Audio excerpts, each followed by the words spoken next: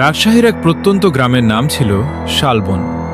গ্রামের এক প্রান্তে একটি পুরনো কুয়া ছিল, যেটাকে সবাই অন্ধকার কুয়া বলে ডাকত। বহু বছর ধরে কেউ সেই কুয়ার কাছে যেত না।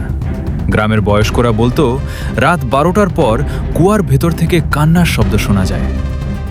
একদিন সাহসী যুবক রায়হান সিদ্ধান্ত নিল সে রহস্যের সত্যতা খুঁজে বের করবে। রাত 12টার কিছু আগে সে একটি টর্চ আর মোবাইল ক্যামেরা নিয়ে কুয়ার কাছে গেল। চারদিকে নিস্তব্ধতা, বাতাসও যেন থমকে আছে। হঠাৎ, বাঁচাও, আমাকে বাঁচাও! একটি নারীকণ্ঠ ভেসে এলো কুয়ার ভেতর থেকে। রায়হানের শরীর কেঁপে উঠল। সে টর্চের আলো কুয়ার ভেতরে ফেলল। নিচে শুধু অন্ধকার। ঠিক তখনই তার মোবাইলের ক্যামেরা নিজে থেকেই চালু হয়ে গেল।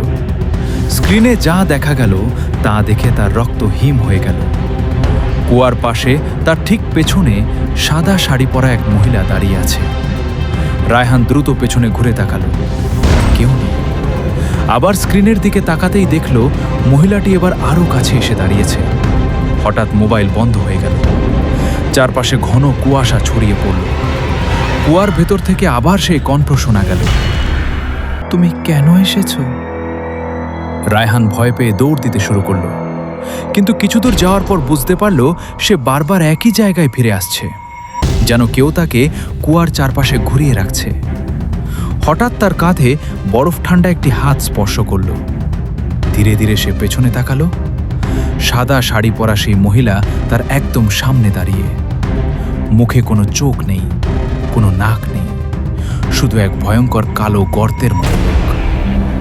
মহিলাটি ফিসফিস করে বলল, আমি 30 বছর ধরে এখানে অপেক্ষা করছি, এবার তুমি আমার সঙ্গে থাকবে। পরদিন সকালে গ্রামের লোকেরা কুয়ার পাশে রায়হানের টর্চ আর মোবাইল খুঁজে পেল, কিন্তু রায়হানকে আর কখনো খুঁজে পাওয়া যায়নি। আর সেই দিন থেকে মাঝরাতে কুয়ার ভেতর থেকে দুটি কণ্ঠে কান্নার শব্দ শোনা যায়, একটি মহিলার আর একটি রায়হানের।